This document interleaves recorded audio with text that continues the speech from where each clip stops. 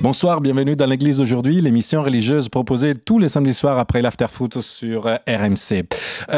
Vous savez que Jésus est un personnage qui intéresse beaucoup de monde et c'est à ce personnage très particulier qui est consacré un spectacle musical qui fait un peu le tour de France en ces semaines et dont le titre est Yeshua, Amour est son nom. Et ça, celle-ci est l'affiche si vous nous regardez sur la chaîne YouTube du diocèse de Monaco. Et pour en parler ce soir, je reçois deux acteurs et le producteur de ce spectacle. Le producteur, c'est Éric Libaud. Bonsoir, bienvenue. Bonsoir. Et Martin Haroche, qui est Jésus. Bonsoir. Et Adrien Pellan, qui est Mathias. Bonsoir, Mathéo. Qui est l'un des personnages principaux après Jésus, naturellement, dans ce spectacle. Déjà, pourquoi avoir eu l'envie de faire un spectacle musical sur Jésus? Parce que ça peut être fait. Et que c'est le troisième spectacle en fait que l'on monte et il paraissait important après les deux premiers, c'était la suite logique finalement de traiter le sujet qui finalement était le plus important, le point culminant, qui effectivement, comme vous l'avez dit, qui est un personnage qui fascine tout le monde, croyant, non-croyant, qui attire. Et qui dérange aussi. Et qui dérange. et en fait, le présenter en fait, sous un format actuel, pour dire en fait que cet homme-là qui a vécu il y a 2000 ans, finalement, la parole qu'il adresse, elle est vivante aujourd'hui. C'est une parole d'aujourd'hui, elle s'adresse à tout le monde. Et donc, au travers du chant, de l'art, du spectacle, de mettre tout ça en scène, comme c'est une parole qui est très incarnée, ça devient tout de suite très vivant. Et Mathias, votre personnage, je rappelle Adrien Pellan, c'est quelqu'un qui justement guide le spectateur dans l'histoire.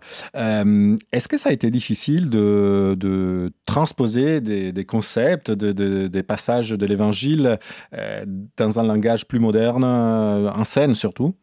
Non, c'est assez intéressant aussi pour moi parce que donc Mathias, c'est un personnage d'aujourd'hui, un comédien, un chanteur qui avance dans sa foi avec ses doutes, ses interrogations, ses questionnements, ses envies sur lequel tombe un peu ce spectacle. Oui, exactement. Et du coup, j'ai plutôt pas trop à pousser mon jeu d'acteur. C'est un peu ce que je suis moi dans la vie. Et je trouve ça assez intéressant parce que Mathias, dans le spectacle, tout au long du spectacle, c'est un peu celui qui va aller un peu prendre par la main les spectateurs qui ont un peu des doutes, des questionnements sur le chemin de plein de réponses. Et on essaie d'y apporter du coup des réponses avec les tableaux du coup de l'Évangile et avec cette petite touche de modernité qui est le personnage de Mathias que j'ai. Et naturellement, interpréter Jésus, Martin Haroche, c'est une grande responsabilité, j'imagine. Je commence déjà à parler plus doucement, plus sérieusement. Oui. Alors, je crois que j'ai pris un peu cette image de responsabilité à la première répétition. Parce qu'avant chaque répétition, on fait une prière, et puis l'évangile du jour, un chant. Et lors des intentions de prière, j'entendais tous les comédiens dire Seigneur, je te prie pour, Seigneur, je te prie pour. Et c'est à ce moment-là que je me suis dit, mais attends, Seigneur, là, c'est moi qui vais le jouer. Et là, j'ai commencé à prendre l'importance un peu du personnage et la responsabilité que j'avais. Quand on doit incarner quelqu'un qui a donné sa vie pour les autres et qui, après, a été torturé et tué d'une façon très violente, comment on peut s'y prendre? Avec beaucoup de patience, déjà. Et puis, finalement, en faisant toutes les recherches possibles et imaginables pour essayer de comprendre tout ce qui s'est passé. J'ai des entretiens réguliers avec un prêtre, l'ancien curé de Vaucresson, le père Jean-Paul Cazes, qui m'aide chaque semaine à comprendre justement la vie du Christ. Et puis, j'hésite pas à poser toutes les questions possibles, pareil à Éric, à Bénédicte, la metteuse en scène, à tous ceux qui m'entourent en fait. Et je pense que c'est et à vous, Éric, mais bien que producteur, vous avez revu, disons, certains passages de l'Évangile d'une façon différente grâce au jeu des acteurs sur scène? Alors, je dis bien sûr, mais plus que ça, c'est-à-dire que j'ai la chance d'être en régie, donc de voir comme les spectateurs, je suis dans la salle et donc j'assiste au spectacle tous les soirs, la générale, le spectacle, donc je vois toutes les représentations. Mmh. Et en fait, je vois non seulement l'évolution, mais je redécouvre des choses à chaque fois.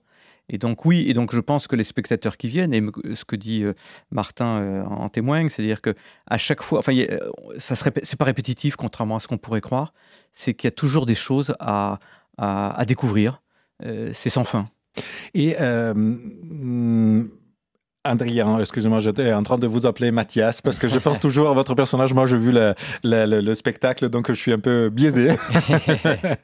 Mais est-ce que ça a été difficile pour vous d'essayer de faire comprendre au public que finalement, on peut venir comme on est quand on rencontre le Christ? Dans le sens que, vous l'avez dit, vous jouez le rôle d'un jeune qui a 1000 questions, mais 1000 questions sur soi et qui peut-être a des insécurités aussi. Est-ce que ça a été difficile de faire comprendre aux gens que vous êtes tous les bienvenus? Ah non, non, pas du tout. C'est vrai qu'on n'est pas du tout obligé d'être un fin connaisseur de la religion. On peut très bien voilà, être quelqu'un de pas habitué à toutes ces questions de religion, à toutes ces connaissances, à toutes ces pratiques. Justement, je pense que l'approche du spectacle avec notamment le début du spectacle qui est un peu spécial, je ne vais pas spoiler, mais vous avez un peu quoi? Dance. Un peu dance, voilà, c'est vrai. Dance floor. Non, c'est vrai qu'il y a un début de spectacle voilà, qui met à l'aise tout le monde, qui peut parler, qui parle vraiment à tout le monde. Et je pense que le spectacle que Eric a construit est vraiment fait pour, voilà, pour pouvoir emmener tout le monde dans la barque, pour que tout le monde puisse se sentir bien dans cette salle de spectacle, tout le monde puisse vivre ces 2 heures de spectacle à sa manière. C'est pas voilà, c'est pas un livre qu'on lit et il y a pas un chemin. On peut vivre le spectacle de plein de manières. Il y a des scènes qui vont parler à des gens, d'autres moins, des scènes qui vont plus vous toucher. C'est marrant parce qu'effectivement, quand on a des retours de personnes, il y a vraiment les scènes, c'est très différent. Il y a une personne qui va adorer cette scène, une autre complètement différente. Donc c'est assez intéressant d'avoir les retours. Et c'est là où on voit que voilà, il y a des scènes qui touchent les cœurs et c'est ce qu'on est venu créer et chercher. Donc vraiment, vous pouvez, comme au McDo, venir comme vous êtes. Vous trouverez à consommer avec modération, mais pas le spectacle. Et surtout, je me permets de rajouter un truc. Tu le dis en plus au début du spectacle, quand tu as le dialogue avec le père Philippe Raymond, en fait, on n'a pas besoin d'être parfait, on vient comme on est et puis absolument comme on vient comme on est ici sur cette émission. Et puis sinon en fait, personne ne serait digne à ce moment-là de faire quoi que ce soit, quoi. Il n'y a pas de critère ni d'âge ni de il y a aucun critère, vous pouvez venir comme vous êtes. Exactement. Et en tout cas, j'ai vu que vous avez un don de bilocation dans la de magicien. Ouais, je dis waouh, il parle et on le voit de l'autre côté, mais bon, je vous dis rien. Est-ce que ça a été un choix de rendre, parce que le spectacle est aussi interactif dans le sens que le public à un moment a un rôle. On dit pas quel est son rôle, mais vous l'avez décidé tout de suite ou c'est arrivé un peu spontanément? Non, ça faisait partie du point de départ. C'est-à-dire que, comme vient de le dire Adrien, ce qu'on aime, c'est emmener tout le monde. Et en fait, emmener tout le monde, c'est pas uniquement projeter quelque chose au sens, voilà, on va vous jouer quelque chose et puis après vous applaudirez et puis voilà, et tout le monde est content. C'est emmener tout le monde dans l'histoire et emmener tout le monde, ça veut dire qu'effectivement, il faut avoir une interaction importante, emmener les spectateurs physiquement. Fut un temps, j'avais même, là, pour le coup au départ, on l'a pas fait, j'avais imaginé qu'on puisse aller chercher des spectateurs dans la salle et les monter sur scène et puis pour être avec nous. Et puis vous avez opté tout simplement pour la douche en scène, donc c'est pas ça. Ça marchait pas avec les câbles. Quand je passe au-dessus de tout le monde, il y avait un problème. Il faut venir avec un kawaii. Non, mais l'interaction, à partir du moment où on veut rendre ça très actuel, comme disait Adrien, ça veut dire qu'il faut embarquer le public. Donc, embarquer le public, ça aurait pu aller jusqu'à faire venir les spectateurs sur scène. Au moins, on va dans la salle. Au moins, on est très interactif avec la salle. C'est très important. Et maintenant, vous marchez sur les os au public. Mais plus sérieusement, il y a pour beaucoup d'entre nous, en tant que chrétiens, cet attachement au Christ, mais on oublie aussi sa physicité. Parce que, par définition, on dit le Verbe s'est fait chair, donc il s'est incarné.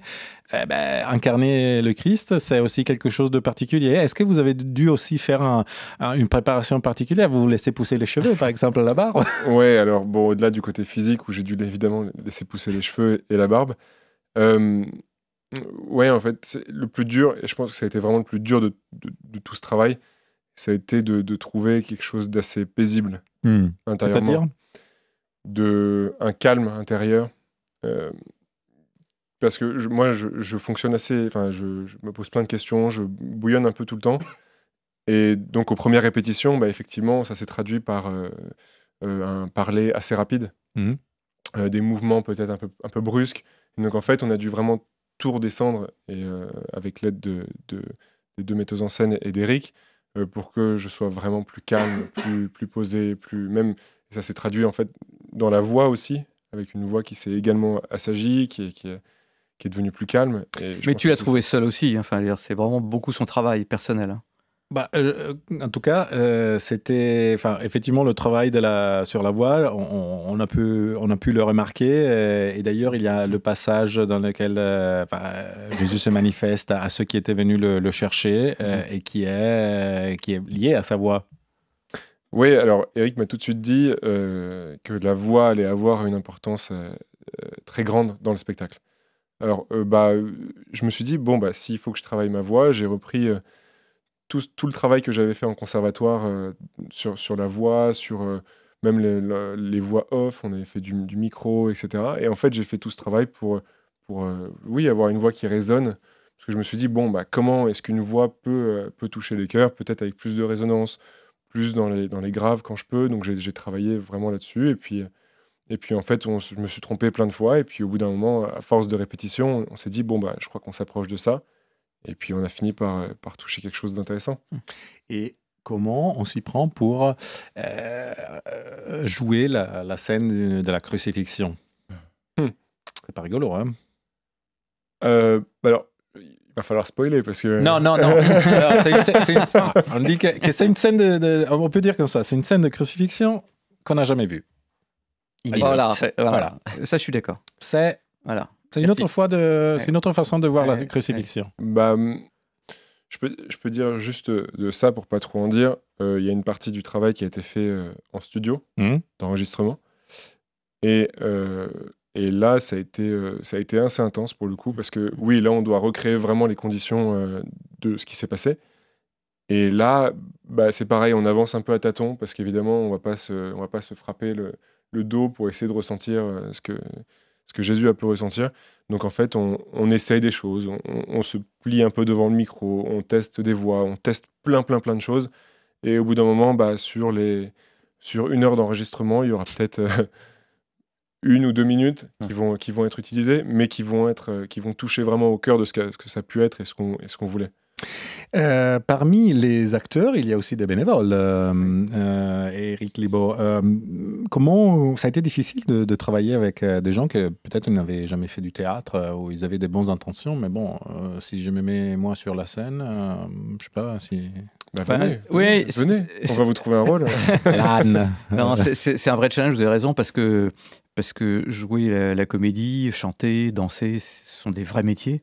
Pas pour rien qu'il y a des professionnels et on mesure dans les répétitions justement le chemin qui existe entre des bénévoles, des amateurs et ces professionnels. Mais en fait, cette alchimie est vertueuse parce que les bénévoles prennent parfaitement conscience de cet écart et acceptent de se laisser embarquer par ces professionnels qui les hissent vers le haut. Et dans le même temps, ces professionnels, je pense, sont touchés par cette envie d'aller plus haut, de les suivre. Et donc finalement, de cette double motivation, naît effectivement le spectacle et cette alchimie qui est si originale, parce qu'il y a objectivement assez peu de spectacles qui font ça. Alors c'est sûr que c'est un pari au départ, qui n'est pas forcément gagné, qui est compliqué, qui est fait de... Parce qu'il y a aussi une compagnie de danse oui, absolument. Qui interagit avec les professionnels. Donc, dans l'axe, ce sont des professionnels, mais qui interagissent avec des comédiens qui sont professionnels ou qui ne le sont pas. Donc voilà, tout ça... Dans les chanteurs, c'est pareil, des amateurs et des professionnels. Donc voilà, on assume tout ça, mais encore une fois, parce qu'il y a une motivation complémentaire des deux côtés, qui trouve finalement tout d'un coup corps et qui fait quelque chose qui est un peu d'inattendu et de très nouveau. Et je m'adresse encore à vous, Adrien Pellan. Vous arrivez au bout de ce voyage, à la fin de la représentation. Si vous vouliez dire à quelqu'un qui n'a pas encore assisté au spectacle, pourquoi il devrait venir, qu'est-ce que vous lui direz? Je dirais que si vous n'avez ni le temps ni les moyens de partir en vacances, venez voir le spectacle parce que vous allez vivre un voyage. Vous allez voyager dans votre tête, dans votre cœur, dans votre corps. Et je dis ça parce que même pour moi, et je pense que Martin sera d'accord avec moi, le chemin que je fais pendant le spectacle, c'est vraiment un voyage parce que forcément, ça fait résonner, ça fait écho à des choses de ma vie personnelle. Et je pense que, voilà, comme on disait tout à l'heure, je pense que chaque spectateur va faire un chemin qui va faire écho à sa vie personnelle et ça va le faire grandir, on espère en tout cas. On a l'impression, par rapport aux premières représentations, en tout cas ce que nous disent les gens, c'est que les gens en ressortent touchés, donc changés. Donc je dirais que si vous voulez vivre un voyage personnel et dans votre foi et un cheminement sur plein de choses, et venez et vous verrez. Et justement, Éric Libaud, quand on peut voir ce spectacle? Parce qu'il y a encore des représentations d'ici le mois de mai. Oui, oui, absolument. On a le Palais des Congrès à Paris, Porte-Maillot, dans la grande salle du Palais, le 25 et 26 mai prochain. Et d'ici là, à Rueil-Malmaison, Théâtre André-le-Malraux, le 23 et 24 mars. Donc c'est dans quelques semaines. Juste avant Pâques, 23-24 mars à Rueil-Malmaison et le 20-21 mai. 25-26. Pardon, 25-26. Samedi 25, dimanche 26 mai au Palais des Congrès à Paris. Donc tout le monde peut trouver aussi d'ailleurs les tickets sur Internet. Oui, absolument. Et vous voulez rappeler aussi le site Internet de Yeshua.org. Comme on écrit Yeshua, qui nous regarde via YouTube, il le voit, c'est YESHOUA.org.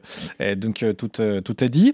Merci beaucoup. Je remercie encore Éric Libaud, donc le créateur et producteur de ce spectacle Yeshua, le spectacle musical L'amour est son nom, comme a dit le sous-titre, et Martin Roche qui est Jésus dans ce spectacle. Merci beaucoup. Merci. Et Adrien Pellan qui est Mathias, qui a un rôle très important à côté de celui de Jésus. Merci beaucoup de nous avoir invités. Je vous remercie aussi d'avoir suivi cette émission. Je vous rappelle que vous pouvez la retrouver toujours sur le site et l'application de RMC, en podcast. Et donc, n'hésitez pas à la retrouver, à nous réécouter. Et je vous donne le rendez-vous à samedi prochain après l'After Foot et que Dieu vous bénisse. Ciao!